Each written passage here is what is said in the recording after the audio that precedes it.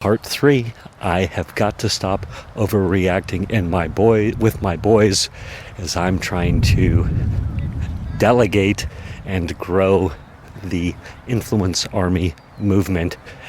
And my boys are all in to help me. And why do I overreact at these key points, and how I'm applying the Apple framework to this. And part 3 is on, okay, I've acknowledged that I'm the problem, that I've got fear and it's manifesting its anger. So I've paused, and now we're going to talk about praying. Acknowledge, pause, pray, listen, execute. This episode is going to be at least all about the prayer and perhaps listening. You know when someone is selling from stage and at the end the audience gets up and rushes to the back of the room to buy? That's a table rush. My name is Misha Z, and the Table Rush Talk Show is all about bringing you the tools, strategies, and tactics that you can use to grow your audience and inspire them to buy. So I found pause, and part of that pause was reflected in having an honest conversation with my son Cooper and saying, hey, I've been overreacting and I want to stop.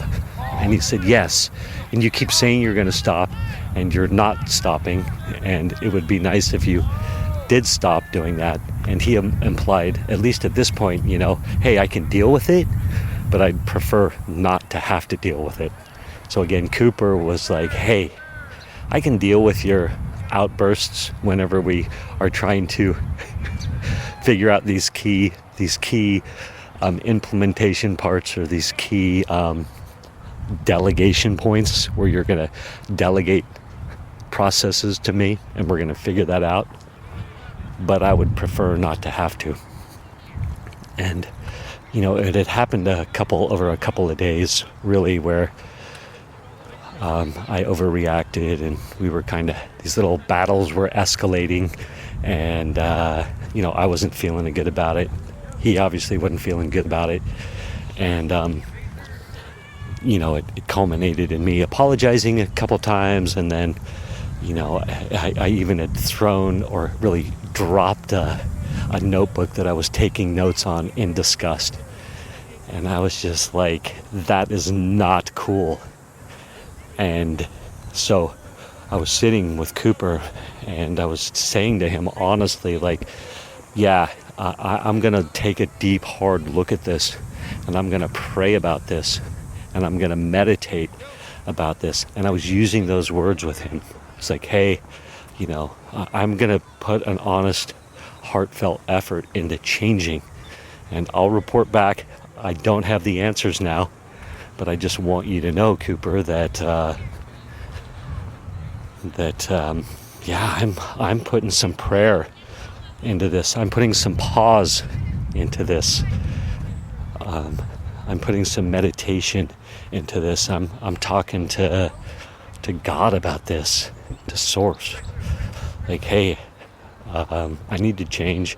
I want to be of maximum service, and ultimately I don't want to blow this opportunity with my son. And the other thing is, like, hey, I need to sort out how to be an effective leader as I'm trying to build this movement.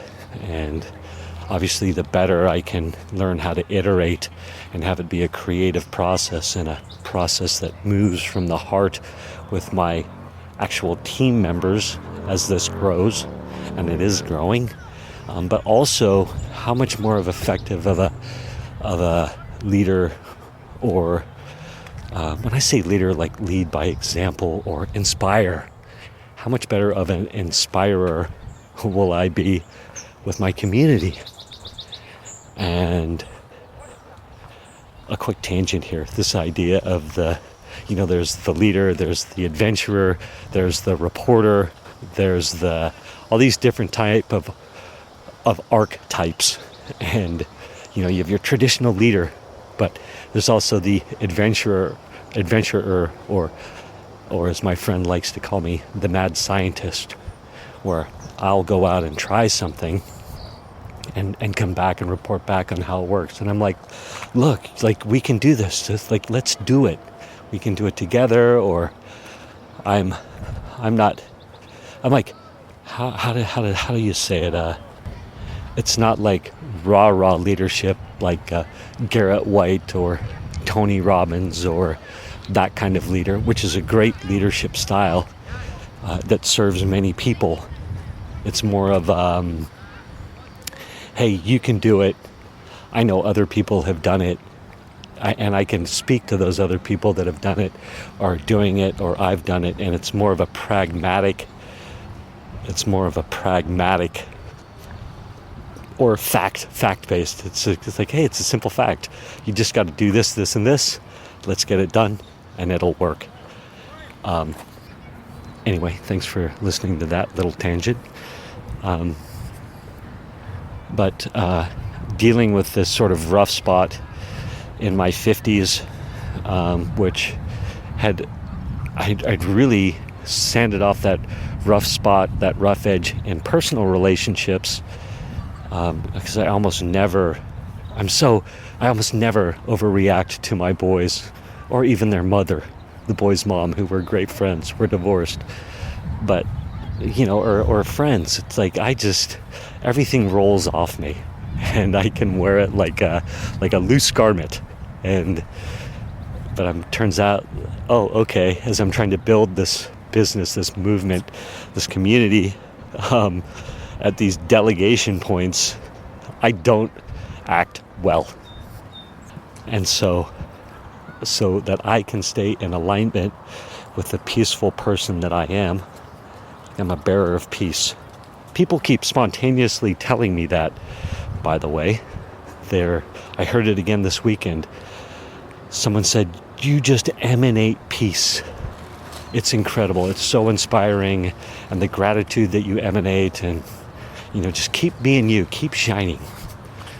And so when I overreact and raise my voice and in effect throw a fit, throw a temper tantrum with my boys as they're trying to help me, it doesn't feel good. It absolutely cuts me off from the sunlight of the spirit, as I like to say. Like, it cuts me off from that God-centeredness, that connectedness, and I don't like it. So I was talking to Cooper, hey, I'm going to be open-minded. I'm going to put some serious thought, prayer, meditation, willingness to change out there and see what comes back.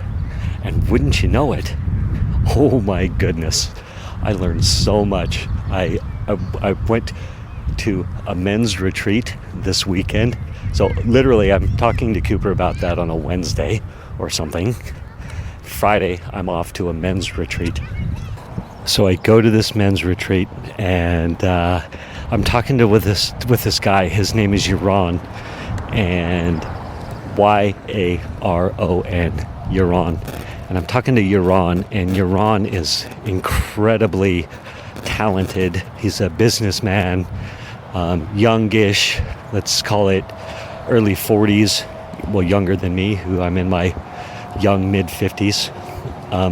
But he helps people, like networks craft their message so they can launch a network or launch a new network. Or he helps movies, create their scripts and their ideas, refine that. He helps, bring those ideas actually to scripts, things like that. He's helping video game makers with their story arcs, with their the character story arcs and how that works together, and it's amazing. He's brilliant. And so we're talking, he's all interested in what I'm doing about the Influence Army and about storytelling, and I'm telling him about my story bank framework and my thoughts, feelings, actions, bridge, statement framework and my call out your audience headline statement framework, all these things, and he's loving it and he's fascinated by it, and we're just bouncing all this great information, these ideas back and forth, and it's very powerful, and he's very successful. So it was a very gifted moment for me. And so he's having tons of these iterative or creative process conversations with teams at video game companies, at movie studios, at networks. He's constantly having these iterative creative conversations and what works and doesn't work, and what are good ideas or bad ideas. That's the way I'm hearing it, good ideas or bad ideas. And we end up having this conversation, and he was saying he was sitting there with a team, and he said someone gave in an idea that I didn't like, and I said to him, "Oh, well, so you told him that was a bad idea?" And he goes, "Oh, no. And then he tells me a story, and the story is awesome. And again, this is in the pause, pray, listen part of the Apple framework. Acknowledge that there's a problem. I'm irritated, I'm agitated, whatever. I paused. I paused and was like, I got to go to source with this. I got to go to God with this. And I called myself out with my coach, Stephanie, and said, hey, I need to work on this. And I had a very, very honest conversation with Cooper that was more than just, I won't do it again. Because he said, well, you've told me that a few times already, and I'm tired of hearing it.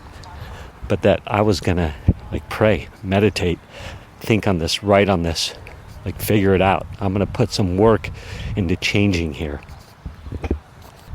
And so I prayed about it. God, what do I need to do here? How am I going to be a more effective father, communicator, leader, business owner? Because you've got me on this path to grow this movement, the Influence Army movement.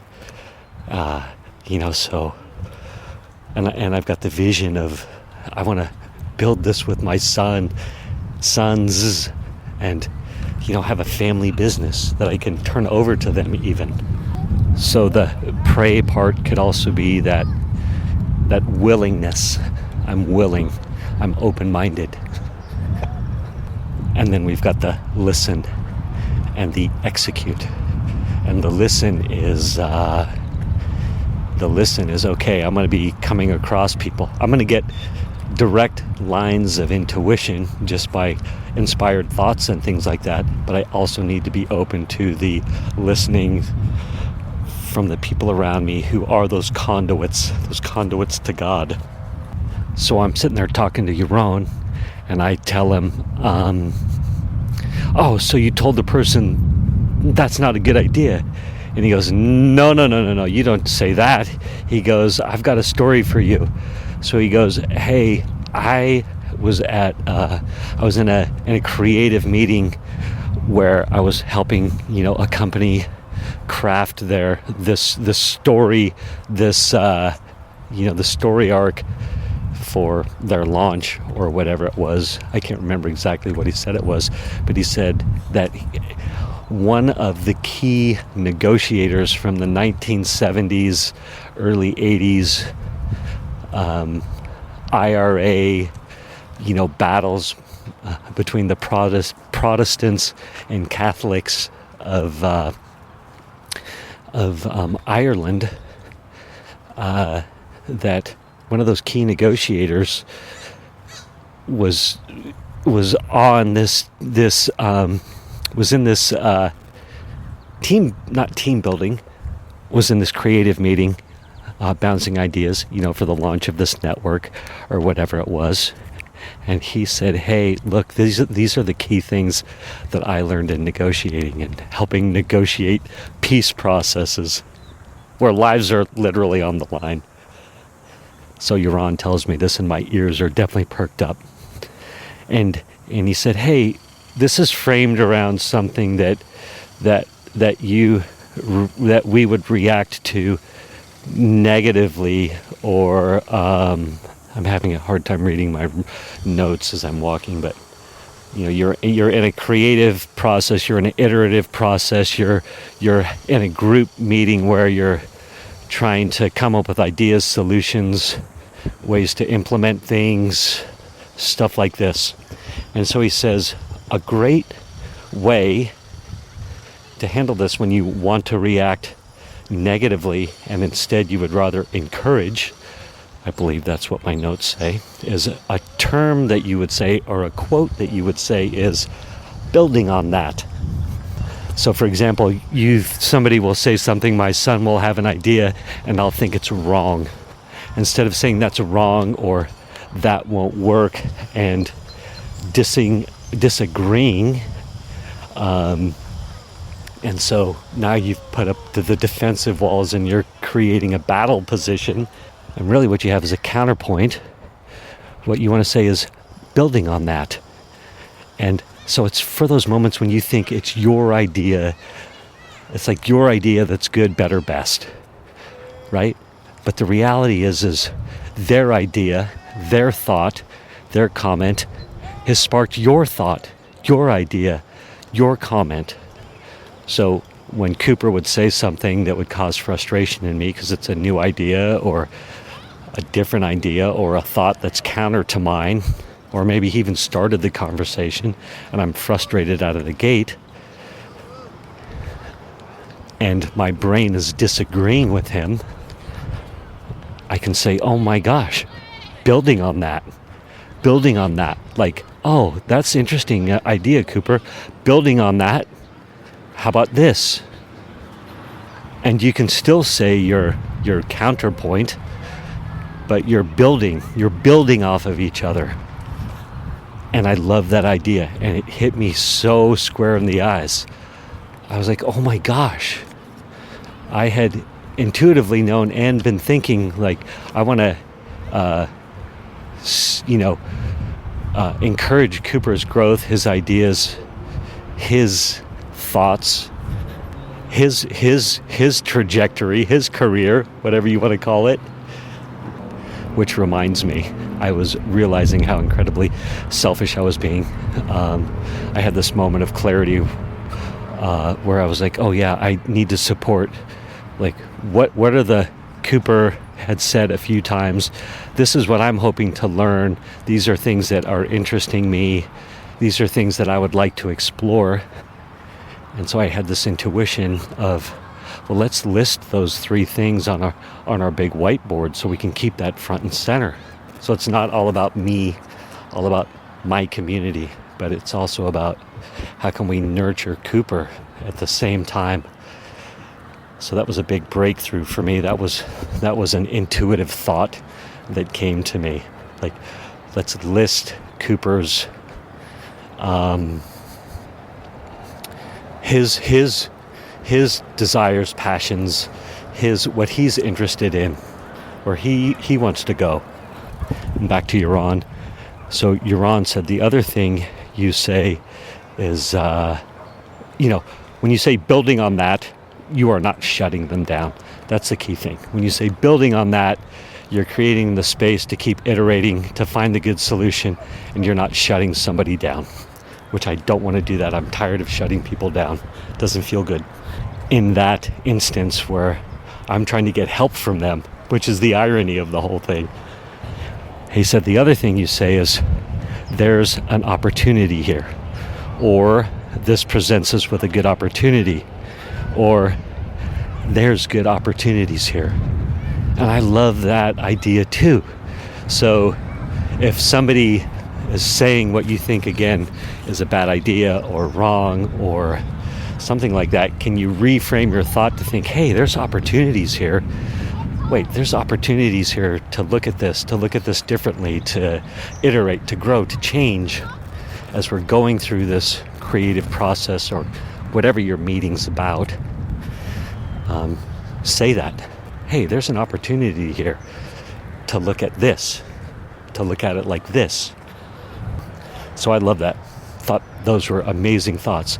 And then, so that was number 2. So number 1 was I had the intuitive thought that how can I support Cooper and the things that he's interested and wants to learn? How can we keep those top of mind on the whiteboard so where he's getting to implement and help and grow towards that for him as well. And number 2 was Yaron's awesome little ideas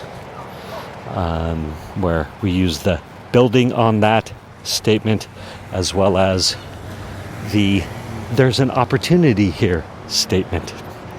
And the number 3 intuition I got was I was talking to my buddy James on a walk that I referenced. I referenced that conversation already, but James said, hey, I'm reading this book, and it basically says we've got 2 main, thought systems as we're working, as we're working. And so one is the, pure, leaning more towards the pure inspiration side of things. You're in the zone, you're inspired, you're going with what you know, what works, what you like, what feels good, which doesn't take a lot of energy to force thinking around, or you don't have to stop and slow down necessarily. You're just kind of in the zone, you're going, it's working. And then you've got the other kind where you need to stop. You need to literally take thought energy and apply it in a I don't know if structured manner is the right way, or how did he say it? I was trying to take good notes, but he was talking so fast. So you have to expand energy and thought to embrace a new line of thinking, especially if it's being, communicated to you from somebody else. So in other words, Cooper's going, hey, he's forcing in front of me, hey, here's a way to think about this. Hey, you need to stop and slow down, and we need to talk this out. We need to communicate. We need to hash this out. It is going to take a little bit of time and a little bit of energy. And so that's the other side, that other process. And I'm the type of person that likes the flow process, where I'm doing what works. I know it works. It feels good. I'm getting lots of feel-good moments all the time. Lots of validation, lots of, inspiration. Call it whatever you want. Versus where I'm confronted with these opportunities with Cooper, where it's like, all right, now I've got to stop. I've got to sort of rein this energy in and strategically, tactically apply it to these ideas that he's putting in front of me. And that takes energy, time, communication. But we can get good at flexing that muscle. We can get good at flexing that muscle. We can get good at recruiting System 2, or bringing System 2 to the forefront when it's needed. And I loved that thought. I was like, oh yeah, I'm really good at System 1, and that's okay, and that's beautiful. And perhaps Cooper's really good at System 2. So it's like, okay, how do I get good at System 2? We can all, if you like, we can get good at System 2, or I can get good at System 2 if I'm willing to, find that bit of patience, acknowledge, pause, pray, listen in the moment, execute. Like, okay, this is a System 2 moment. All right, this has been amazing. I have talked a lot on these episodes. I really hope I'm adding value. If you wanted to shoot me an email that said, hey, this is awesome, I'm learning something, or no, maybe this is very self-revelatory of you, Misha, or give me your thoughts. Let me know what you're thinking. Has it inspired any any ideas in you. And lastly, before I go on to the last episode, which will be episode 4 and be about executing. So we've got Apple, acknowledge, pause, pray, listen, and then execute. Execute what we've learned. So these intuitions, can I apply them and make my relationships better with Cooper, my business better with Cooper, be more effective, be a more effective leader, a more effective coworker, a more effective father? And that answer is yes. And I can't wait to talk about that in the next episode, episode 4, which will be about the execute piece. And I've been talking a lot about the Influence Army. If you would like to join the waitlist, that would be amazing. Go to influencearmy.com/waitlist. Again, influencearmy.com/waitlist. All right, stay tuned for part 4. Thank you for listening to this episode of the Table Rush Talk Show. For resources to help you sell your stuff, go to belove.media/resources. That's belove.media/resources. And be sure to subscribe, comment, 5-star, and share. Thank you again for listening.